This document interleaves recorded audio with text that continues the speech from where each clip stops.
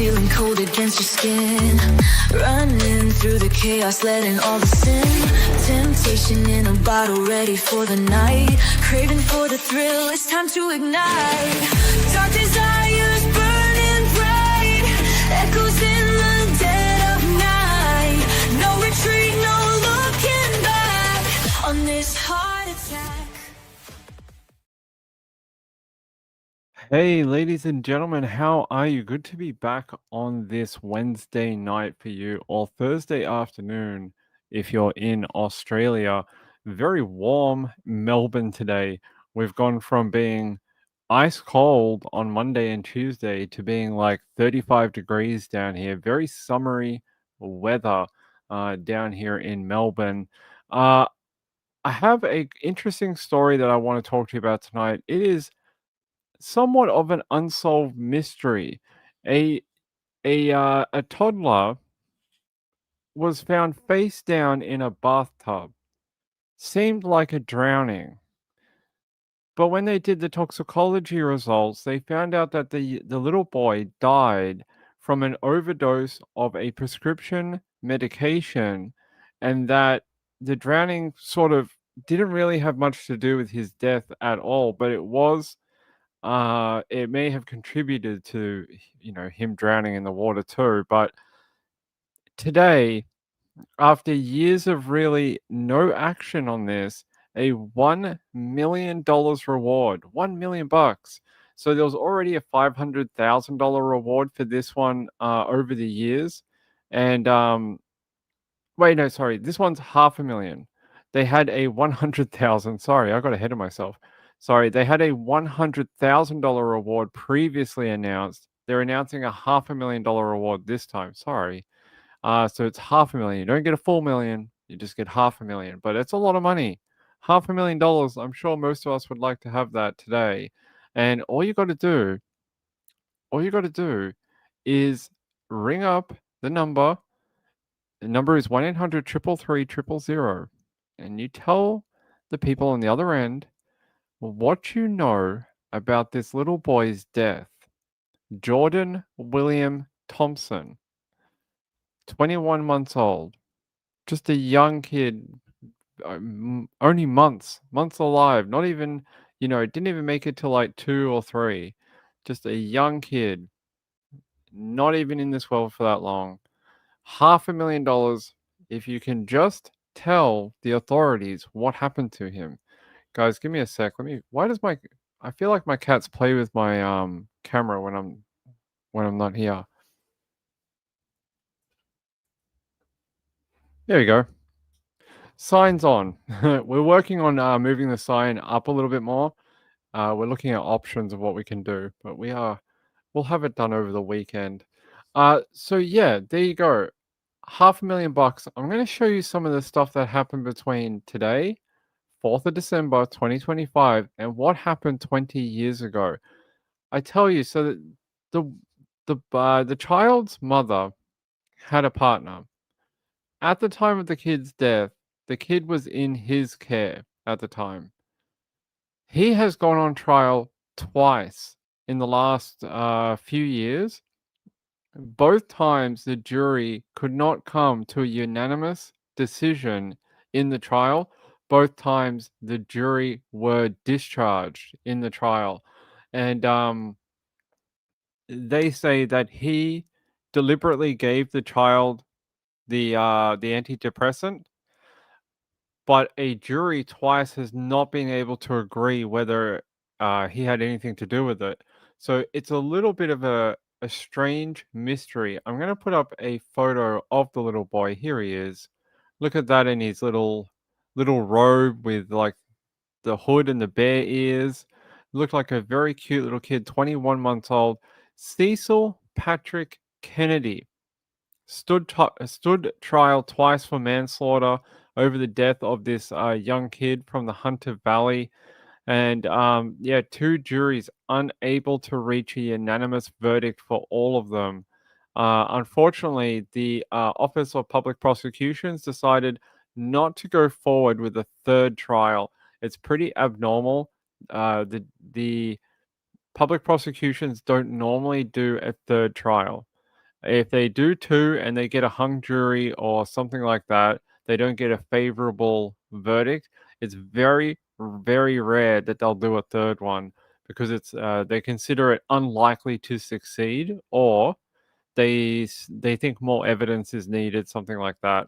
And that's what they're trying to do here. They're trying to get more evidence about what happened that day inside that apartment and what happened to Jordan. And what happened is, so his mum went out to run some errands, leaving him in the care of her then partner on Thursday, the 19th of March, 2005. When she returned home, Jordan was in his bedroom, unresponsive. She rushed him across the road to the hospital, but he could not be revived. Police were told the little boy had been found face down in the bathtub. However, a postmortem later found a lethal dose of a prescription medication used to treat depression in his system. Now, that particular medication was in the partner's name. He had an active prescription for that medication. So it was his, most likely, on the benefit of doubt here, the tablet that the little boy swallowed was most likely from the partner. It was his prescription, no one else had it, and it would um, most likely be from him. Okay? All right. I want to show you a little bit about what happened when he was arrested a few years ago. And I'm going to take you over to, I think it's this one here. We've got a couple that I want to show you about. Yeah, this one. We've got two. Yes. I'll take you over to channel 9. Has been arrested in the New South Wales Hunter region over the death of a toddler 16 years ago. Nine's crime editor Emma Partridge is at Blacktown Court with the details. 49-year-old Cecil Kennedy was arrested by detectives at Doonside in Sydney's West yesterday afternoon and taken to Blacktown Police Station, where he was charged with the manslaughter of toddler Jordan Thomson. Jordan was just 21 months old when his mum left him in the care of Kennedy, who was her partner at the time. When she returned home on March 19, 2005, her son was unresponsive and found face down in a bathtub. He had antidepressants in his system. Nine's A Current Affair was there as Kennedy was arrested yesterday and spoke to Jordan's mother, Bernice Swales. You know, as a mother, you never want to lay a child to rest, and it's just... It's been a long time. In 2018, Deputy State Coroner Elaine Truscott found Jordan died because he had been deliberately given antidepressants. Kennedy's arrest comes after years of dogged determination by detectives and following a $100,000 reward for information. He's been refused bail, charged with manslaughter and expected to face court later today. So, like I told you, he did face court. He did face trial twice. Both times, they could not come to a unanimous verdict, and he was released from custody. He's now a free man, and they're trying to do this like last push to try and get just that little bit more information to find out what happened to that child and to make sure a murderer, a child murderer, is not walking around on the street in this country. I think it's very important, and there's got to be people that know more about this. These two, Cecil and the mum, both had a pretty big friend group where they lived in the Hunter Valley. They had people who came and went from the home, and there was people who intimately knew about Cecil and sort of his activities and what he did and who he was. There's people who have not come forward that need to come forward. $500,000. Why would you protect him? Don't protect him. Come forward. Make sure that kid has, can we really ever truly lay that child to rest if we can't take the person responsible and put them in our justice system? I think no. I think we can't. And I would like to see it happen.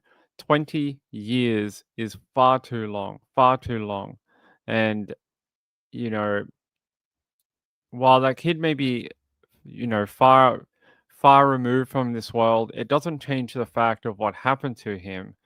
And they're saying here, so he went on trial in 2023, and there was a second trial last year in 2024. And he pleaded not guilty in the district court to the unlawful killing of the 21-month-old Jordan William Thomson in a singleton unit in March of 2005. Police were told the toddler had been found face down in the bathtub, and it was only in the post-mortem toxicology results did they find that lethal dose of a prescription medication in his system. Now, it's amitriptyline. So if you've ever heard of it, it goes by the name NDEP. That is the type of medication that was found in the little boy's system, and it's a pretty powerful drug, especially if you gave it to a child.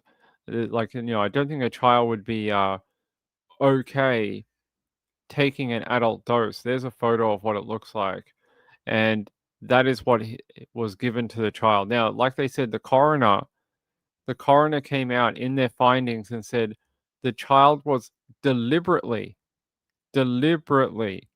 not accidentally, not the child was crawling on the floor and found a tablet, deliberately given the medication. If you're out there and you're listening and you know anything about this, you could be the difference. You can make sure that we never have to talk about this case again. You just have to call in and tell them what you know. Don't protect people. I hate that. What's the point of protecting people 20 years on? I doubt you're still friends with this person. I hate when people are like, oh, I don't want to get involved. It was 20 years ago. My life's different. I have kids and a family now. They'll respect you a lot more if you can come forward and tell what you know, rather than be the person who's not brave enough to come forward because you're scared of the repercussions for someone you may not even talk to anymore. We've got to hold somebody accountable for this child's death. Like when the coroner comes out and says it's deliberate, I mean, how much more evidence do you want? We just need a little bit more. They're saying here that antidepressant was actually found in Jordan's blood, urine, stomach, and within his liver, meaning it was probably well digested by the time he died. So it went through his entire system. The pills on the floor. Yeah, it does a bunch of different things. So there we go. They're saying here the jury heard at trial that Mr. Kennedy was the only person close to the child who had been prescribed that drug, and police found an NDEP box containing 2 full blister packs in his cupboard. Mr. Kennedy repeatedly said he did not give the boy the drug, and in the trial last year, his barrister pressed that point, saying the accused has stated repeatedly he did not administer any drug to the child. Nobody saw him administer it to him, and if he had administered that drug, would he have not immediately got rid of the remaining tablets then? The Crown argued that he might have put a tablet in the milk drink that the child was drinking. They're saying here, in 2009, a $100,000 reward was posted by the New South Wales government to encourage someone to come forward with information that leads to an arrest or a conviction. They're saying here the Crown has spent recent months weighing up whether or not there would be a third trial. They ended up weighing up that the third trial should not go ahead, and there was never a third one. They're saying here, the court was told the case had been no billed, meaning there would be no further proceedings against Mr. Kennedy. According to the judge, was told there would be an application for costs by Mr. Kennedy. So he had his legal costs taken care of because he was basically not found guilty, run through 2 trials. And so he had his legal costs taken care of. SPMO said babies won't usually take meds. They taste nasty. Like they said, it may have been put in the drink of the child. So the child was drinking like a milk drink. It's possible that that's what they did. Like they put it in a drink and the kid drank the drink. So let's go. So I want to show you one more bit from this one. Where is it? We have too many tabs open, but it is very important that we talk about this. All right. So there was a sort of small documentary done by a current affair in Australia. I'm unable to play it for you, but it was about 5 months ago that it aired on a current affair. I'm just unable to play it for you, unfortunately. Let's see. I think we had one more video. I'm just trying to find it for you.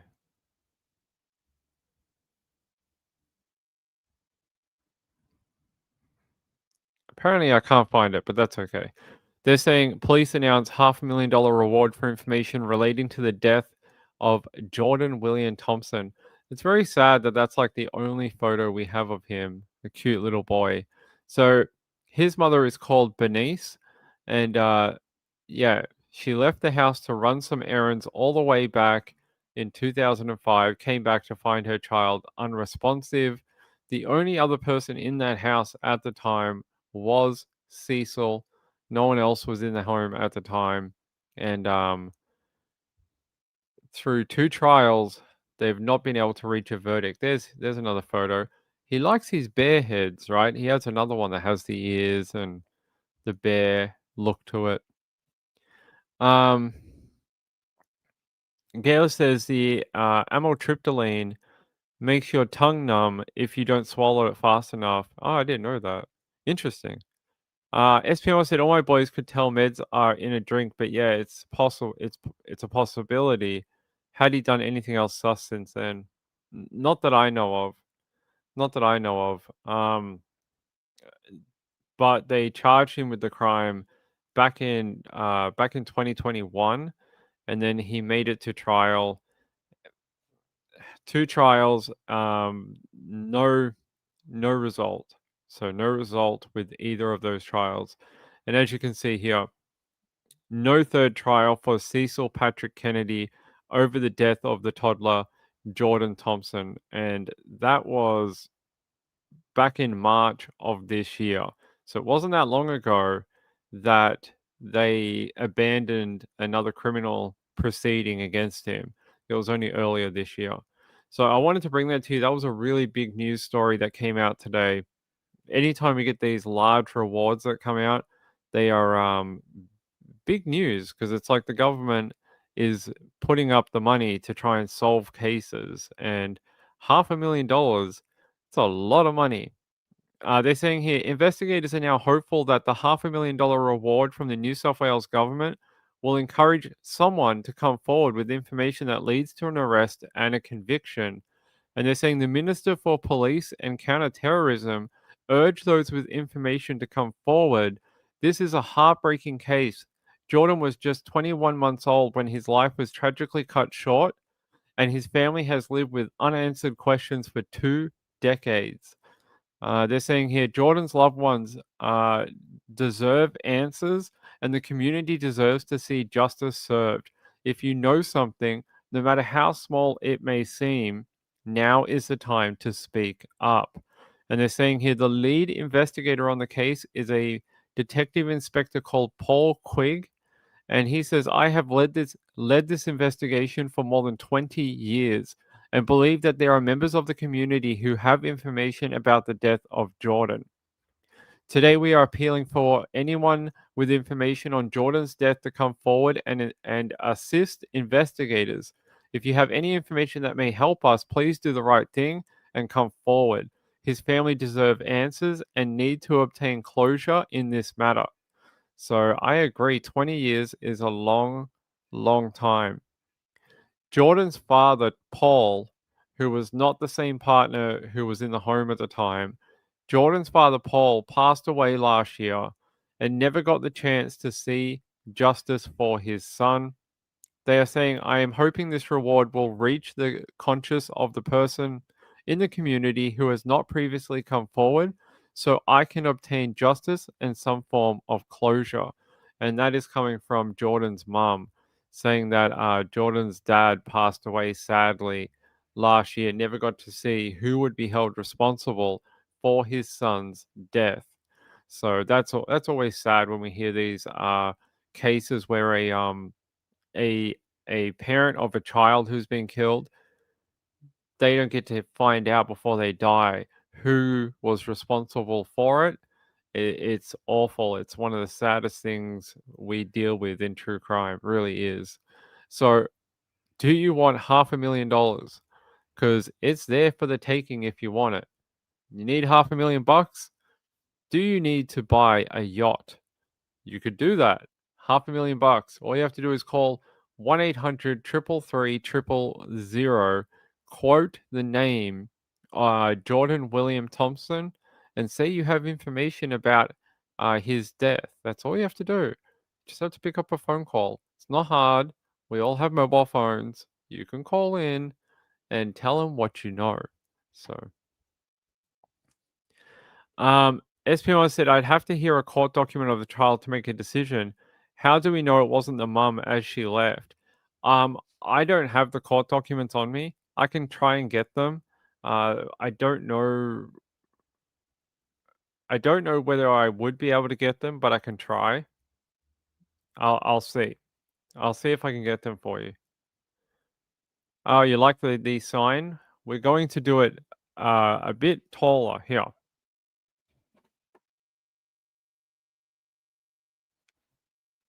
So there you go. There's the new neon sign. It does look pretty good. It does look pretty good.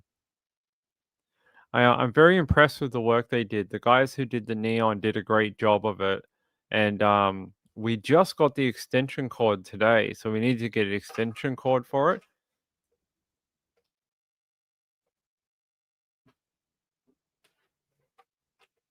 There we go.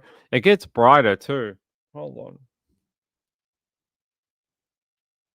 Oh, there you go. It gets very bright. Look, it like lights up everything like I'm an angel. Like I'm an angel with a halo. It gets very, very bright. So ping turns it down. I think that's bright enough. I like it like this on the lowest brightness. I think it looks good on camera. Yeah.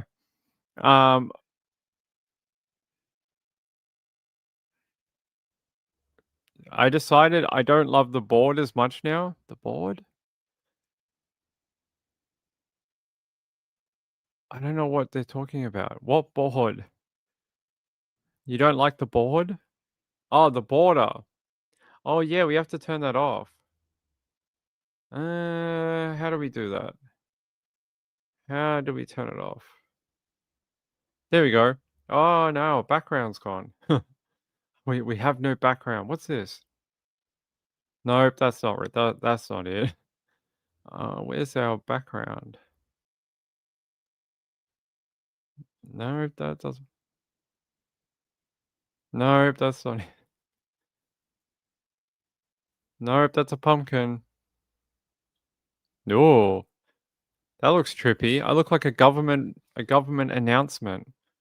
That's what it looks like. We're gonna have to find some new backgrounds. I don't know what happened to our old one.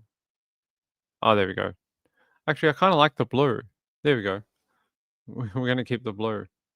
Yeah, the border. That's all right. We took it away. It's a good time to do that. We are now outside of Thanksgiving, so it's a good time to sort of let that go. All right, all right, all right, all right. So there's your update on that one. $500,000 bucks. I think someone's going to come forward. I think so. I think there's a lot of people out there that live in the region that were known to this family who would probably throw their own grandmother under a bus for $500,000. I think they'd do it for 50 bucks, but $500,000 bucks I think will be irresistible for them. So we will see what happens. I hope they do. 2 trials is very shocking that they went through 2 different trials and could not get a unanimous decision one way or the other.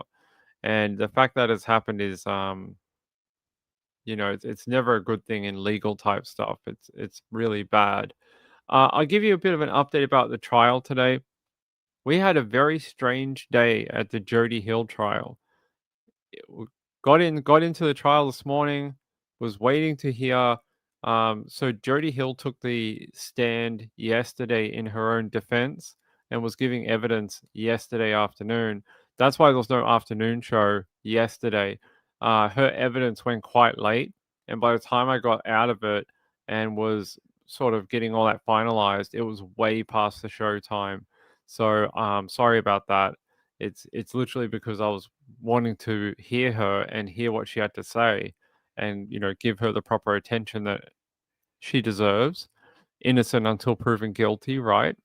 And logged in this morning, was going to do the trial, and then we were just told to go home for the day. We were told that's it, come back tomorrow, come back on Friday. No trial today. So we had a bit of a weird morning. I was very expecting to continue from yesterday, keep taking my notes for the final video that we'll do when there's a verdict, and we're just told not today. No court for you, no trial. So yeah, very strange. I'm not 100% sure what happened, but I will find out tomorrow. And so we had a bit of a funny day, and it's going well. I think by this time next week we should be finished. By this time next week, I think it'll be into jury deliberations. If I'm right about sort of how everything is progressing, I think in about a week's time there will be a jury deliberating whatever they want to deliberate, and hopefully we'll get a verdict one way or the other. So that is your small update from the trial. It is continuing, and I'll tell you. I'll tell you when we get a verdict. All right, where am I at? Where's my thing? All right. All right.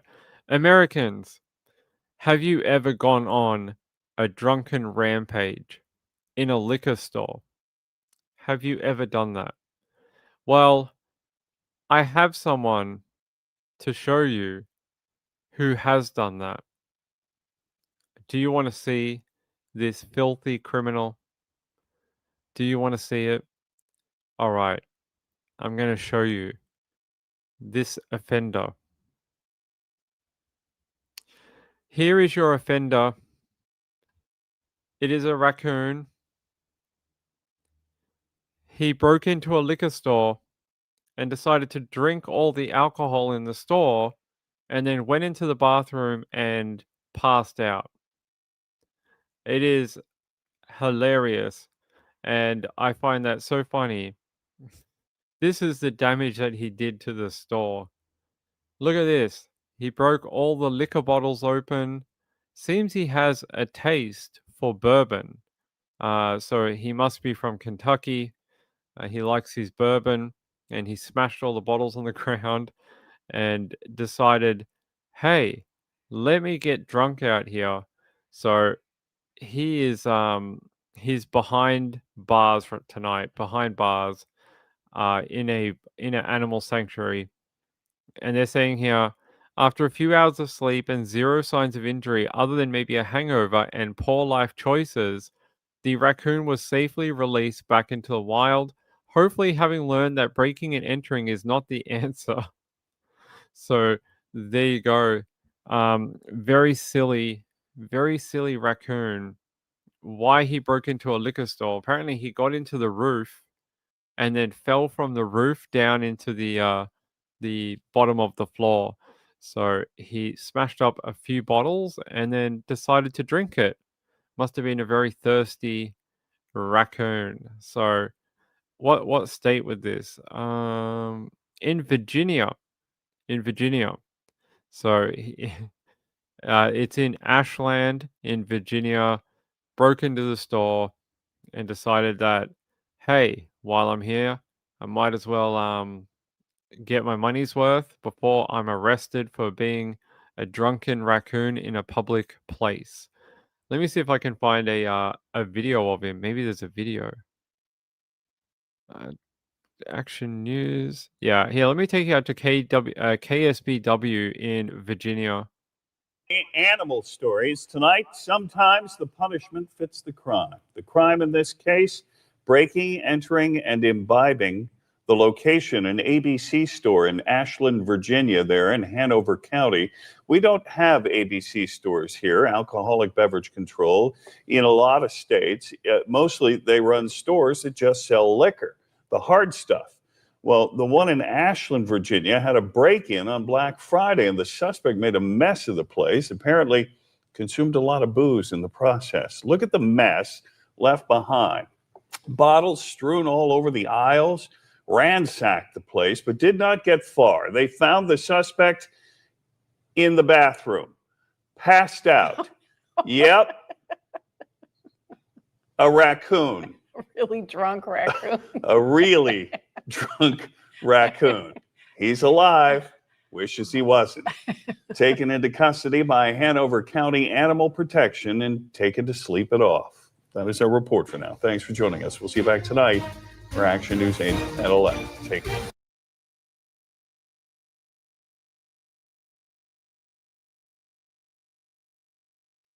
All right, there we go. Hey, by the way, I want to thank my friend Laura T. Thank you for the donation. I appreciate it. It's very kind of you. It's very, very sweet of you. Thank you for that. Who is emailing me? Okay. People email me at the weirdest times. So there you go. Our raccoon friends getting into the holiday spirit and into the spirits themselves, apparently. And we'll have to see what happens. I don't know how much stock he destroyed. It doesn't tell me. I was probably thinking just a few $100s. Probably not that much. Let's see if I can find a local. Yeah, let's go to WLYK. Oh, there we go. A raccoon broke into a closed Virginia liquor store and drank alcohol from the bottom shelves over the weekend. An animal control officer says the raccoon was found Saturday, passed out next to the store's toilet. The officer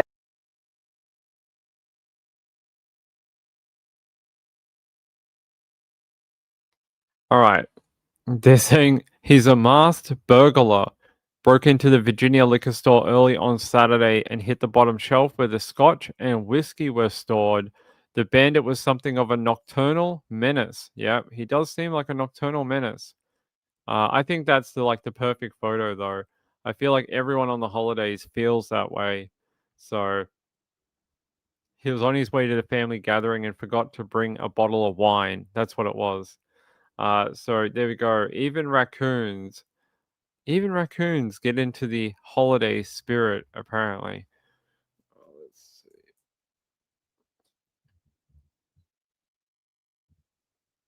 All right. Can we go to South Carolina? I think we have an update out of South Carolina on a weird story that is on my list.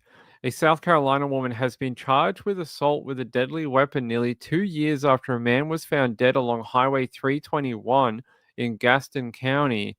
Prosecutors said in court Tuesday that Shirley Dukes forced Glenn Miller to live in a tent behind her apartment, threatened him with a hammer before his body was found wrapped in tape and tossed onto rocks along the highway in February of 2024. Do you guys remember this? This is when they found the body parts in Carolina, I'm pretty sure. We covered this back when it happened. And now we know what happened. That's very interesting. They said they found videos of the abuse Miller endured on Duke's cell phone. We have to learn more about this. Hold on. I'm going to take you to an update out of the county. New tonight at 5:30, a woman has been charged nearly 2 years after a man's body was found along a busy highway. Investigators say the woman is someone the victim trusted. Channel 9's Gaston County reporter Ken Lemon joins us live on Highway 321 with how this new arrest sheds light on the victim's life before he was killed. Ken? And that fine, not far from here in February of 2024, led to the investigation back to a place where they say Glenn Miller was forced to live outside in a tent. Now, prosecutors believe he has some diminished mental capacity, estranged from his family, and they found what they say is evidence on a woman's cell phone of awful, maybe even fatal abuse. Never been through it. Shirley Dukes cried as she pled her case in court Tuesday. I did not lie about anything. I told them everything I knew. Prosecutors said she kept Glenn Miller under her thumb before a driver found his body wrapped up and tossed onto the rocks on Highway 321 near Dallas. I don't know if this is the one I'm thinking of. Do you guys remember there was a story last year and they kept finding body parts in this area? And did we ever get a conclusion to that one? They kept like every 2 days there'd be like another article about how they found another body part like a block away. It was like dismembered body. I don't remember if we ever got a conclusion to that. Yeah, he wasn't dismembered, so it's a different one. But interesting nonetheless. Now this woman has been taken into custody, taken to court, which is always good news. And why she forced him to live behind her tent and threatened him. I'll see if I can find a photo of Glenn Miller. We saw her, Shirley Dukes, on the thing up there on the video. Let me see. Nope.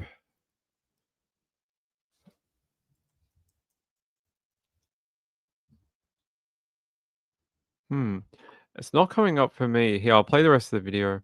Essentially taken control of Mr. Miller's life.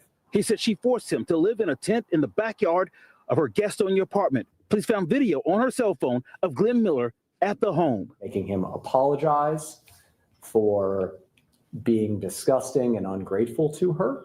He said she and Miller were from Ohio, and she clearly wanted people seeing the video to know that. Telling everybody back in her old neighborhood, to look what she's doing. He said she deleted the most disturbing video. Investigators were able to recover the video of him scrubbing the bathroom floor, Duke standing over him with a hammer. Telling him that he better do a good job or she would hit him with the hammer again. Police say she called several people that evening. The video was recorded, including a friend whose fingerprints were found on the tape used to wrap Glenn Miller's body. Your Honor, everything that was said on me is not true.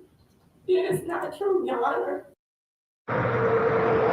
It's clear prosecutors suspect that Shirley Dukes may have killed Glenn Miller, but they only had enough information to charge with assault with a deadly weapon. The man whose fingerprints were found with that body has been charged with concealing a dead body.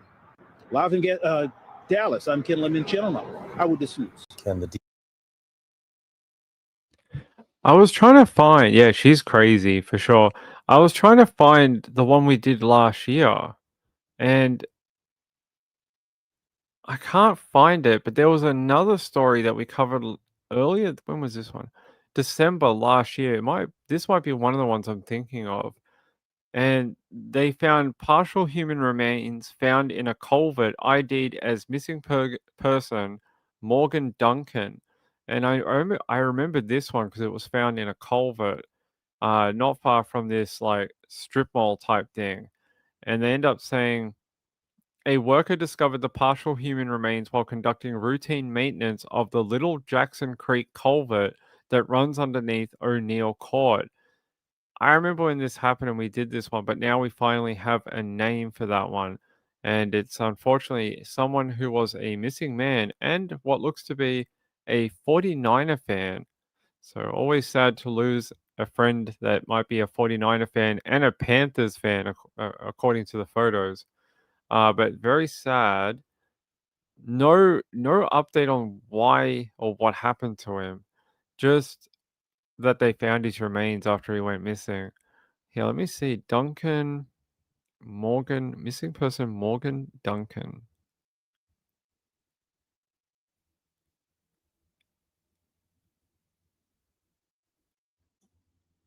Apparently they did a Netflix documentary on him.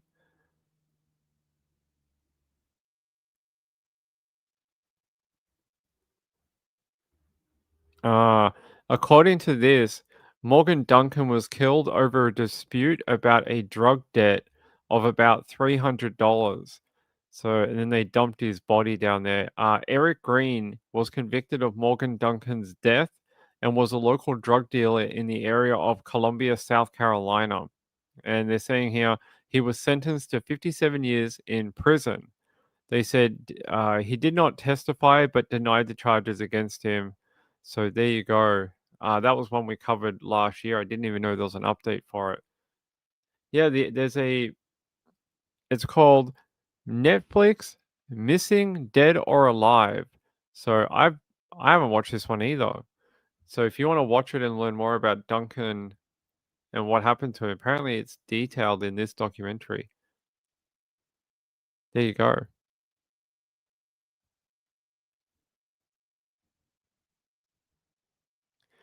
Oh, does it move? It's making you dizzy. I didn't even realize it moved. There you go. I didn't even realize that that was moving. It was like a wave. All right. So that one, no, that's not the one we're thinking of. Do you guys remember the one? It was like we're covering it day in and day out for like a week, and they were like, oh, we found a foot, and we're like, oh, we found like another torso over here, and they kept finding all these body parts, and I don't remember if we ever got a conclusion as to like what happened or why they found these body parts, and they were scattered over like a long, like a whole block. They found them down a street. They found them like it was really strange. Yeah, it was in the woods. There was like a bunch of other ones that they found. Yeah, I didn't see it move either until Nana Lana said something. Hold on. Human.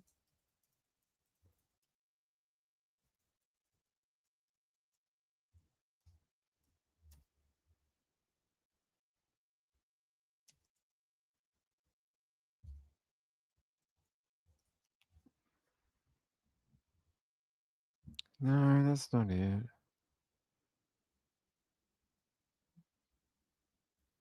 Skeletal remains found in Beaumont Woods in 2024. Is that one?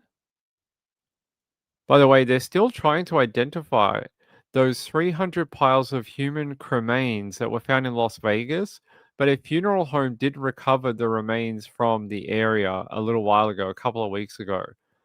So if you wanted to know what happened to those human remains, that they found all these piles of cremation remains in Las Vegas, well, a funeral home collected them all.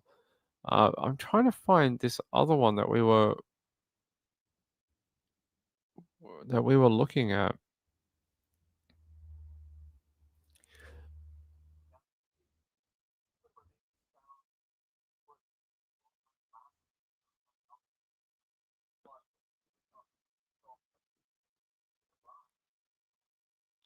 Is it this one? Hold on. There was this one, and they only updated it like a month ago. This was only a month ago. Skeletal remains found in Beaumont Woods in 2024. The timeline's right. They found a human skull on October 29th, 2024.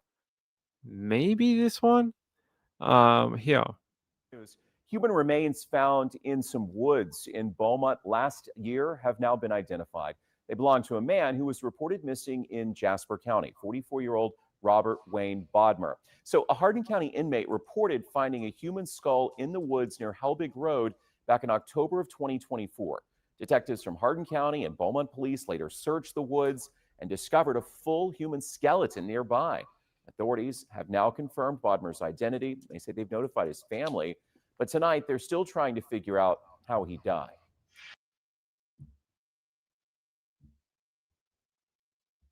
It might be that one. I see another one that was here. Disembodied arm found by Long Island kids, but it's not that one. I know this one that we're talking about. It might be the one we just watched where they found the skull, but I remember we did do this one back when it happened, this one that we're talking about. Didn't they end up Did they find out? I think they found out who did this one in New York. This one. Kids walk into school, find the arm. I'm pretty sure they found more human remains a couple of days later too. Gruesome discovery was made at 8:41. This is not the one I'm thinking of. We did cover this one last year. The other one the other one we were thinking of, I'm sure it happened in like Carolina or something or Missouri. And it was over like the course of like a week or two. And they kept shutting down like blocks of places because they kept finding human remains. They were like, "Oh, we shut down this street because we found another thing," and then they found another one. But I have to look it up when we're not on the air. But I thought the one we just watched was the same one, but it's not. Yeah, this one was the one where it was a house full of people. They end up going to court and were released on bail after dismembering two of their housemates. One of the remains were dumped in that park. Another one was dumped in a state forest further outside of town. And they ended up getting both of them. I don't remember what happened to them. Oh, human remains in.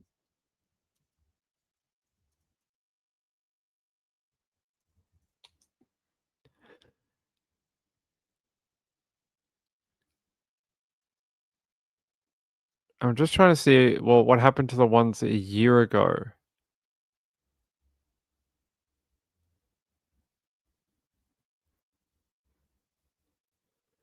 Was it this one? Human bones found in Brooklyn Park? No, I don't think it's that one. I think this one was somewhere else.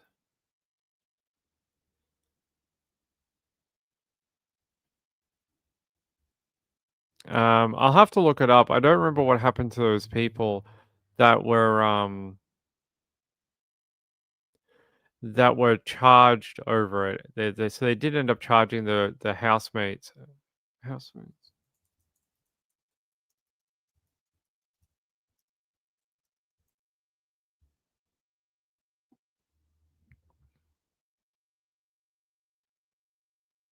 Is it that one?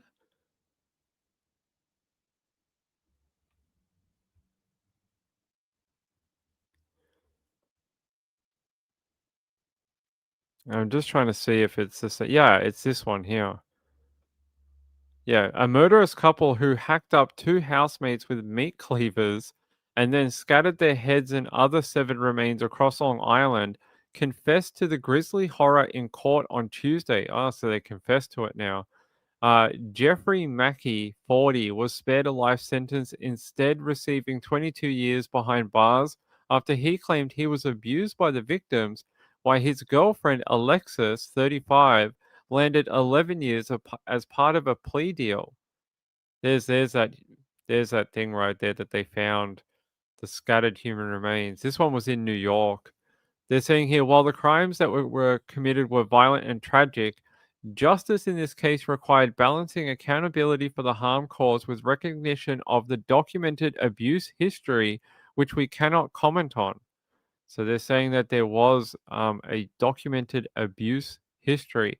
These two are the victims right here. Brown, 53, and his wife Donna were brutally murdered by their housemates and then had their remains scattered over Long Island and further. They're saying here, apparently Alexis smashed Keneally in the head with a meat tenderizer, kicking the woman as she choked on her own blood, while Mackie fatally stabbed Brown. Apparently, they joined up with two other housemates to cut up the bodies with meat cleavers, a task so gruesome that the drains, toilets, sinks, and showers in the house became choked with blood and some of the remains. Ugh. The rest of the victims' body parts were found over the span of a week in late February and early March of 2024, scattered along Southwards Pond Park in Babylon, wooded areas in West Babylon, and throughout the Bethpage State Park. So they've pleaded guilty and they've been sentenced. So there you go. All four are scheduled to be sentenced January 13th. So we've got some more sentencing to happen in this one. At least we got a guilty plea and a plea deal, because at one point all of these people were on parole. they were let out on, even though they'd done this grisly crime, they were still let out. Let me see. Did we get a past month?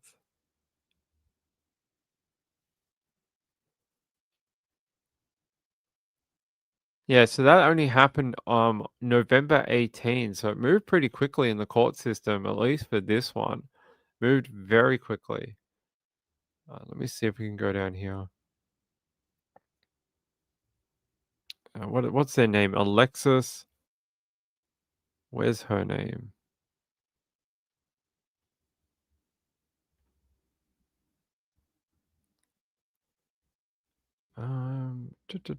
Sorry guys, I'm not trying to give you blank hair.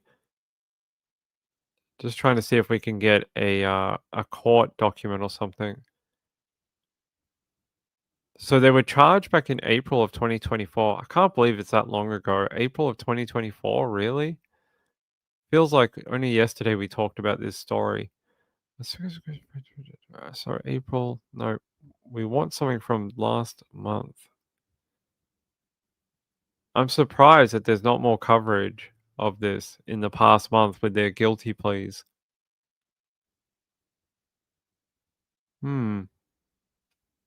There's like no updates except for this one from the New York Post, which we were already reading about. That's it. Strange. Yeah, Jeffrey Mackey will get 22 years behind bars. I mean, they're saying they have documented abuse by the victims. So the two victims in this one, they're saying that they have some sort of evidence that they were abusing the other people who killed them. So it's a hard one to feel like it's a hard one to feel sort of negative about. If they really do have that evidence, then we talk about abuse people all the time, and it's very sad to me that someone felt the need to go to this step to get rid of the problem. So the problem being that they were being abused.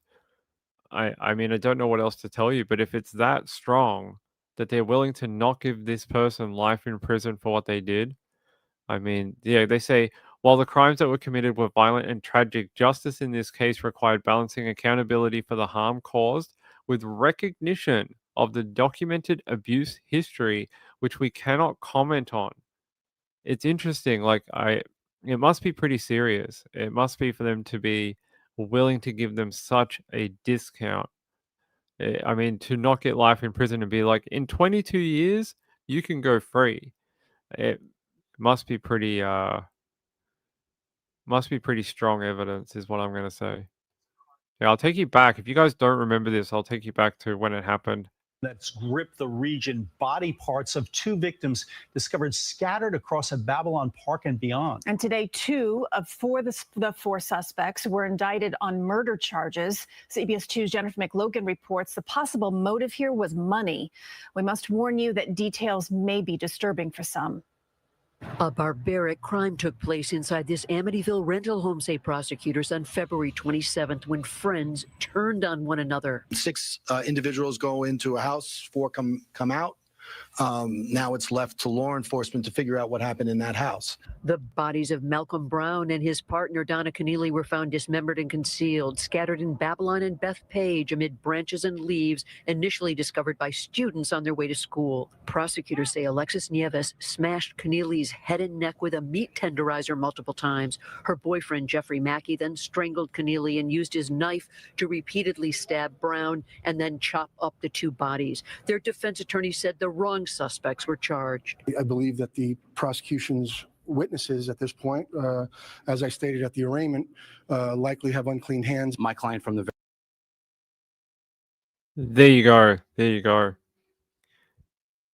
What are you guys talking about? Are you saying that we don't have a great chat here? We used to, and then people just stopped coming to talk, which I'm like I said the other day, Mrs. Ping was very disappointed. They're asking about the pie. Did you like the pie? She said she likes the pumpkin pie. I don't like the pumpkin pie. She likes the pumpkin pie. I like cheesecake. You give me cheesecake, I'm happy. Pumpkin pie, I don't think I'll be doing that again. I mean, not for me. I don't really I don't really like. Did you try it cold? Is it better cold or hot?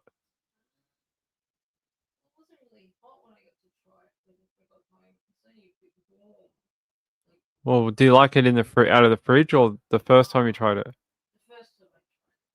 She likes it hot. She likes when it comes out of the oven. I'm not a fan. I mean, I get why people would like it. I get why you'd like it in winter because like when it's cold, that'd be very warming and uh maybe because it's too hot here, maybe it's just not the right time of year to try it because it's like 35 degrees and quite warm. Maybe it's just not. It's also got a lot of spices in it, and I'm not a big spiced person. Not like when you have like pumpkin spice latte or chai latte. That I'm not a huge fan of that. I mean, I like cinnamon and nutmeg, but I don't want it to be like shoved down my throat. Chocolate pecan pie is better Thanksgiving pie to me. I agree with you. Rachel said I'm partial to cheesecake too. Yeah, I like cheesecake. Cheesecake is like the god of all pies. It is there's like nothing better in this world than cheesecake. And I actually have one. I have a Sara Lee New York cheesecake from America that I have to go pick up. They get this. Do you want to know some weird economics? I picked up a Sara Lee cheesecake from the American store for cheaper than I can go and buy one from my local supermarket. We have Sara Lee in Australia too. Um, a Sara Lee cheesecake that is smaller is $18 at the supermarket here. I got a Sara Lee baked New York cheesecake from the American store. It was $14 and it's 150 grams bigger than the one we have at the supermarket. Explain how that works. How is it that you can import something all the way from America, keep it frozen, do all these things, and it's cheaper than the one I buy at the supermarket? How does that work? That just tells me that the supermarkets in Australia are ripping the public off. Absolutely ripping the public off. And it's I feel like it's a big trend in Australia, unfortunately, where the supermarkets just gouge the customers here. Like the prices since COVID have gone through the roof, like gone through the absolute roof, and it's ridiculous. No, it wasn't on special. Yeah, Sara Lee's pretty good.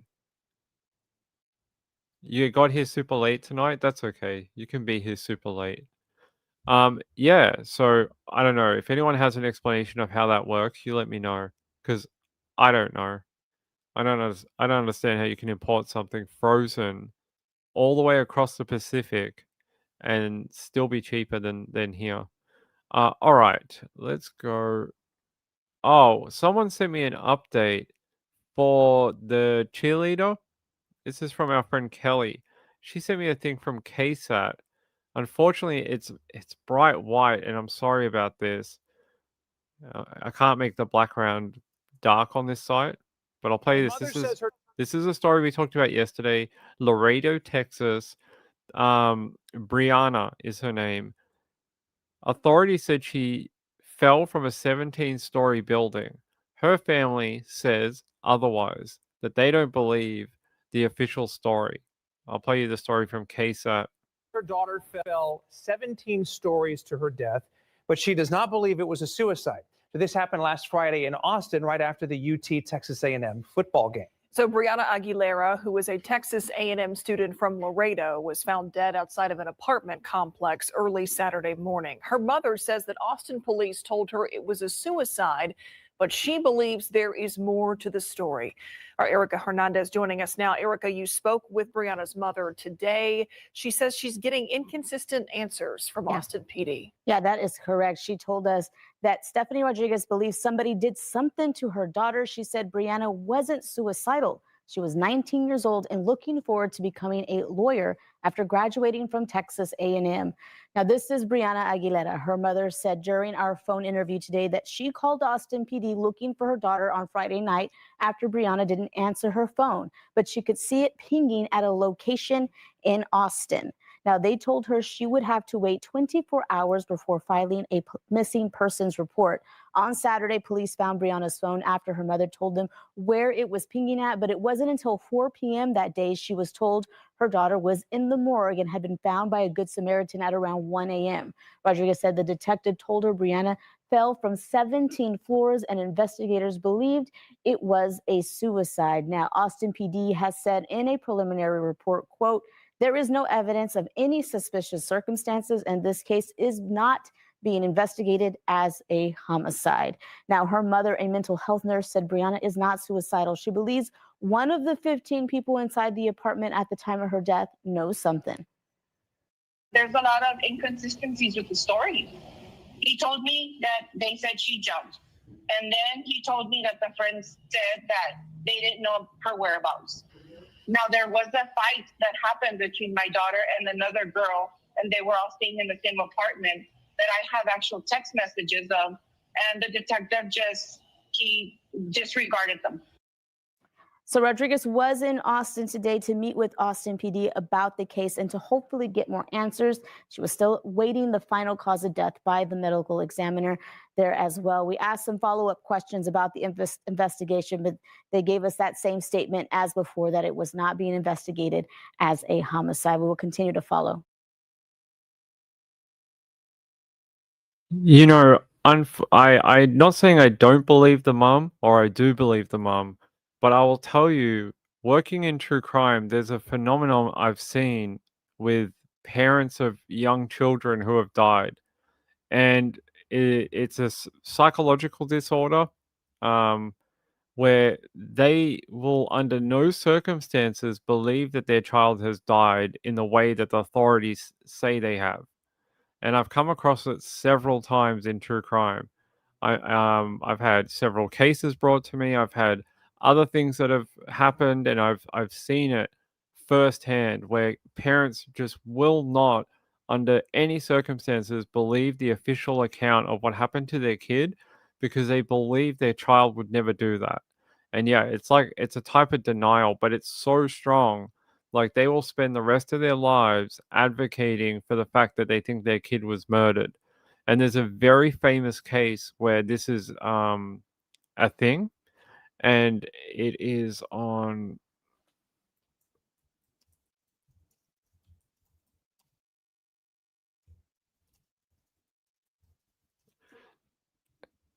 I'm just trying to find it. Yeah, Morgan Ingram. There was a 20-year-old girl called Morgan Ingram. She was on a show, or her parents were, with Paul Holes, called Accident, S Word, or Murder. And it was back in like May of 2019. That particular mom has been advocating for many years that her daughter was stalked and killed and stuff like this. I don't fully know, but the show with Paul Holes said that said that what the parents believe is not true.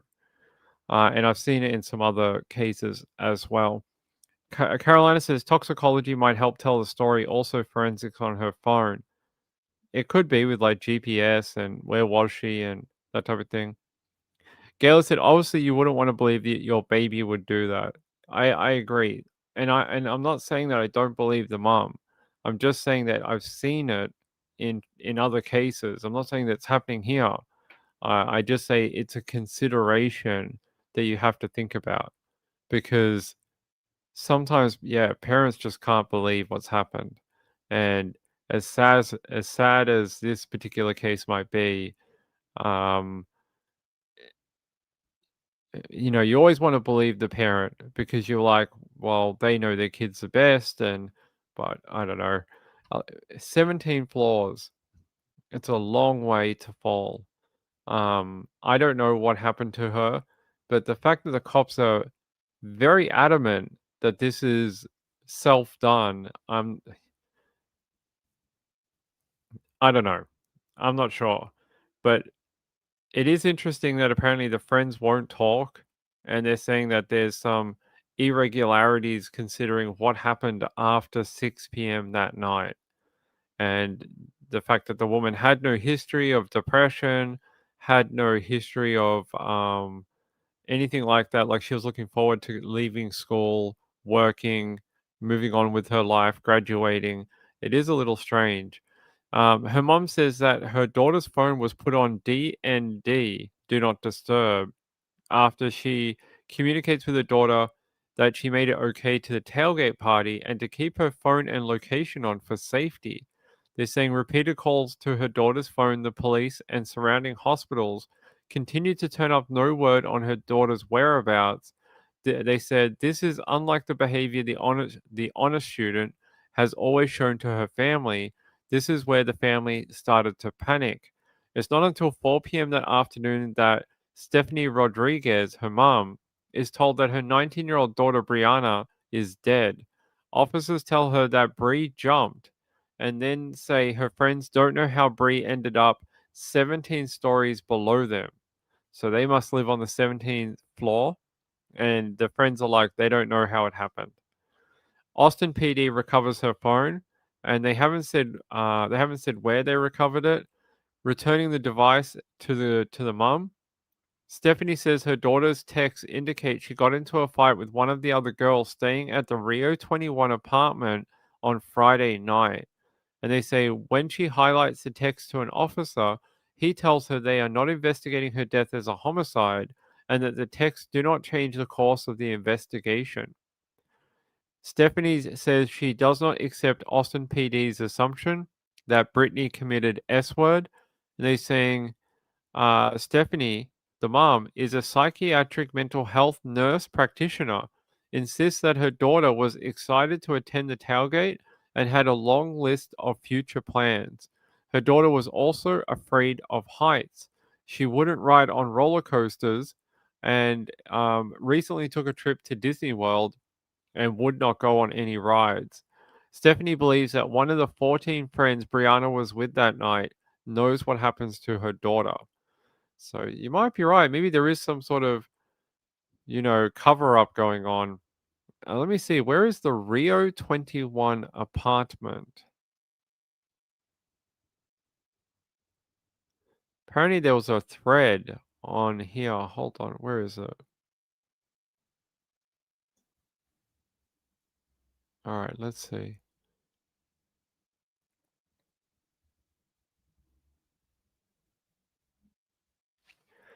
That's interesting. Apparently the 21 Rio gave out a statement saying that the person, Brianna, was not a University of Texas student or a 21 Rio resident. Interesting.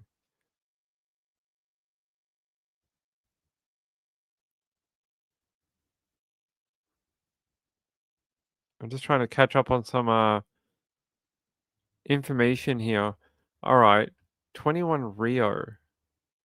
What is that? I'm sure someone in the chat is telling me.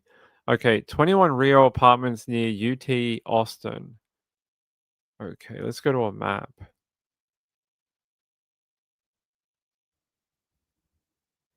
It is student housing in downtown by the looks of it. Okay, go here.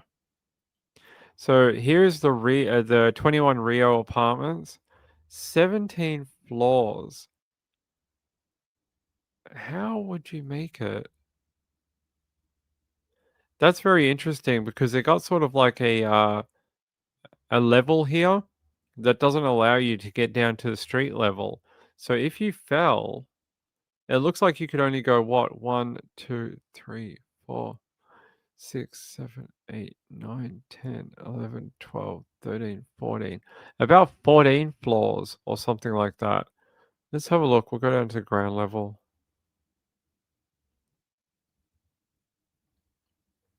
Oh, I guess that one doesn't have the level. Okay. So this is apparently it right here. How many stories do we have? 1, 2, 3, 4, 5, 6, 7, 8, 9, 10, 11, 12, 13, 14, 15, 16, probably 17 with that bottom level here. So if she jumped, it was all the way up there. That's a long way to jump. You would have to be on that top floor. Something I sort of agree, something doesn't seem right. Why would you have the need to go all the way up there? Let's go around to the other side.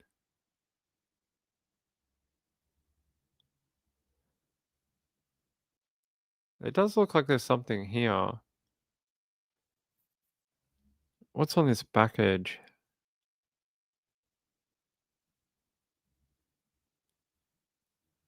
Okay, there's like an alleyway. The Rio Smoke Shop. Rio Mart. There you go, Rio Mart. Oh no, 21 Rio. Okay, 21 Rio is here. Don't know why it's showing me as that one. On the map, it was showing me as that one. Okay, there we go. So it does have a sort of a level here, right there. And then you've got one up here. Wow, look at that. You've got like this, what is that? I'm not sure what this is for. This weird structure here above the balconies. There's the balconies right there. So people saying, where's the balconies? Right there. So what? 1, 2, 3, 4, 5, 6, 7, 8, 9, 10, 11, 12, 13, 13, 14, 15. Yeah, it's probably 16 to ground level or something like that. If that's 13, 14, 15, 16, 17, 18. Probably 20 floors by the time you get to all the way to the bottom. There we go. So that's the apartment block there. That's the balconies and whatever that thing is at the top.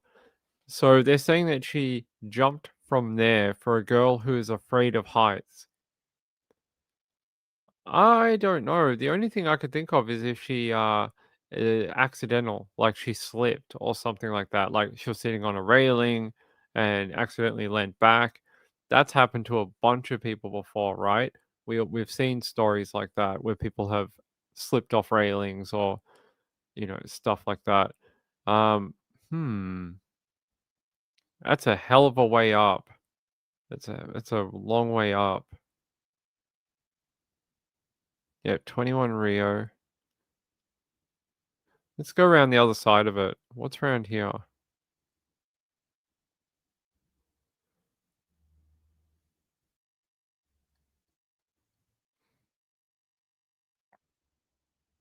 Okay. So it looks like there's balconies on either side except for the back side of it. There's ones here too. There you go. So I'm not sure which side that she fell from. I would have thought it would be the front, but I could be wrong. Why is that now blurred? They're like, we have to blur the balconies. The balconies are very sensitive. Why are they now blurring balconies? What? Was that there before? Hold on. Let's go back. So we can look at the balconies from here, right? We can look at it from that angle. But if we go to the intersection, you can look at them here too. That's very strange. Why was there blurring here? But if you go here, you cannot look at the balconies. It is illegal. I don't know why it's blurred out. It's very strange. Gayla said she wouldn't go out onto it. It is a little odd. Is it strange for this woman who apparently does not like heights? I'm just trying to find out a bit more information.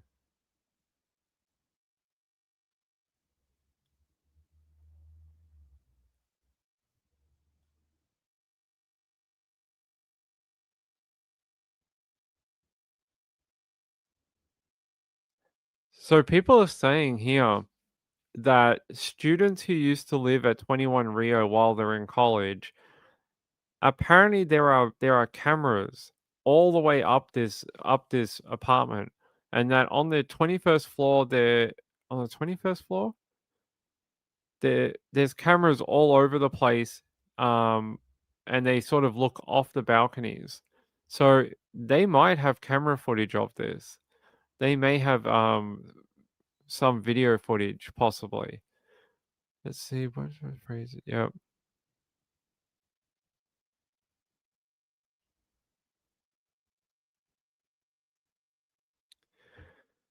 There's a person here, I don't want to give out who they are in relation to Brianna,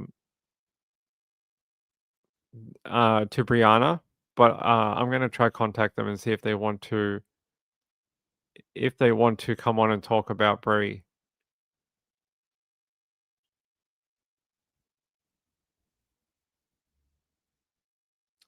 So people are saying here her cell phone was found in a friend's purse, ditched in the woods nearby. If that can be verified, that's someone just posting online. If that can be verified, I find it very difficult to be like, yeah, this is all like an S word. Seems a bit, maybe not. Let me see some other comments here.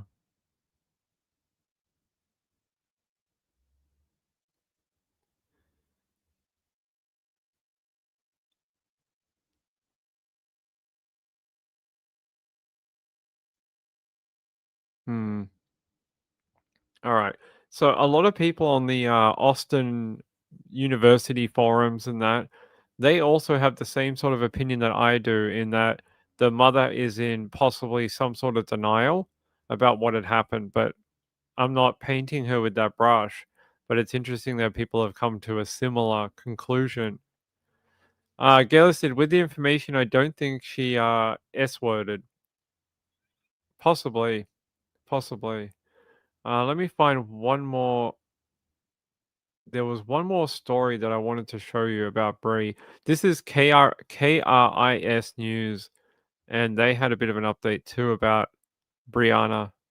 Setting up for the hardest day that it's probably going to be in my life, to put my daughter to rest. At just 19 years old, Laredoan United High School graduate, Texas A&M student, and aspiring lawyer, Brianna Aguilera's life was cut short. On November 28th, Brianna was in Austin tailgating for the A&M versus UT game. Her mother, Stephanie Rodriguez, tried to get in touch with her daughter and Austin police hours before she was notified of Brianna's death. No one reached out to me. I was the one that had to place several calls to Austin PD because I couldn't locate her. I knew where her location was at, but what was weird to me and skeptical was that her phone was on Do Not Disturb, and we always had this rule that she was going to go out, she had to have her phone on location on, and she was going to answer or text me at least just to let me know that she was okay. And so that stopped happening. Austin police telling Stephanie 24 hours had to pass to file a missing persons report. The next morning, Saturday, November 29th, Stephanie says the phone was pinging at the same location as the day before. Her phone was pinging by a creek, which scared me the most, which made me more scared. And that's when I started putting pressure on Austin PD into having a search team going to the area and search, for her, because I couldn't locate her and none of her friends were answering. Later that day, Stephanie receiving the heartbreaking news. Until finally at 4 p.m. I get a call from an officer from Austin PD telling me that, my daughter was found in the morgue. A bystander discovering Brianna. The heartbreak quickly turned into Stephanie demanding for more clarity into her daughter's death. After meeting with Austin police one-on-one, Stephanie spoke to KGNS on the meeting. She says Austin police believe Brianna fell intentionally, a claim Stephanie does not believe. They were thinking that it was a suicide attempt or it was an accidental death. And that's what enraged me, because I know my daughter. My daughter loved life. She was so close to graduating. We were going to order her Aggie ring this next semester. She was really looking forward to taking her LSAT. She was looking forward to applying to law school. She had a 4.0 GPA at A&M. She was very studious. Stephanie is asking anyone who knows what happened to her daughter to come forward with information. To see her. Here, let me show you something that the cousin posted here. So her cousin posted online that my cousin would never do this. She was terribly afraid of heights. The details of the case are suspicious. One of the worst investigations I've ever seen. Her phone and keys were released to a non-family member instead of being taken to the station. Her phone was not computer dumped at the station. The apartment was not searched. Nobody who was with her set foot in a station interview room. And she said, oh, they say there are procedures to this, all of which have been absent from Austin PD's investigation. Their lack of professionalism, chain of command, and preservation of a crime scene is reckless. Brianna's closest friend states she would never do this. She was ready to celebrate the holidays, see her mother for Christmas and her two little brothers. She was making plans one whole year ahead for her graduation and an Aggie ring. I urge any of her friends to send in the slightest details to the APD. Whatever the case may be, there is so much more to this unimaginable horror that is my baby cousin's passing. So there you go, another person from the family that denies that it has anything to do with her jumping at all. So there you go, family, not the mum, saying the same thing. Very concerning, very concerning.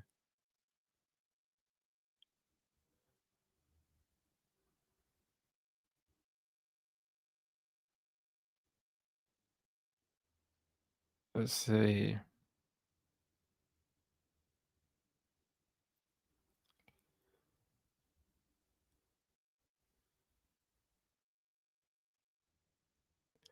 Yeah, so apparently APD are basically saying that their investigation is complete, or at least what they think the manner of death is, and they're not willing to change it apparently. Yeah, there a lot of people from the school saying how terrible and how much a lot of them think it is an accident, probably alcohol fueled accident. So there you go. I don't know what to tell you, but there is definitely two sides to the story. Who is messaging me?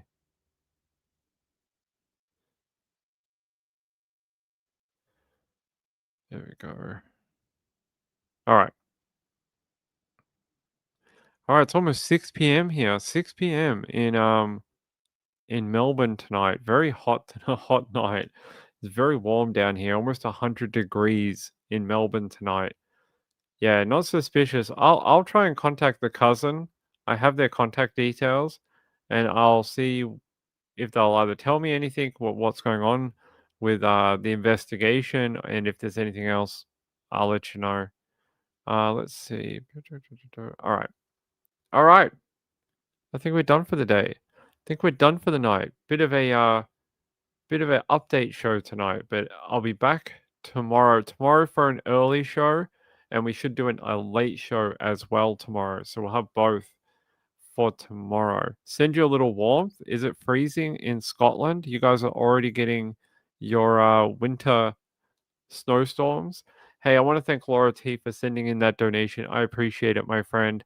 And I'll see you guys tomorrow. I'll see what I can dig up about this. I'll see what more I can find out. And yeah, I'll see why they're not interviewing people like in a professional capacity. Why they're not talking to people at a station with a recording device, that type of thing. We'll find out. All right. Good night, everyone. Woman of Steel said she was a beautiful and successful girl with plans. I seriously doubt she jumped. There's a lot of strange stuff. I agree with you. Yeah, it is an interesting case. We'll keep an eye on it. Oh, is it 1 year? Wow. I can't believe it's been a year. He is still going through the court system right now. I have seen a couple of updates about him.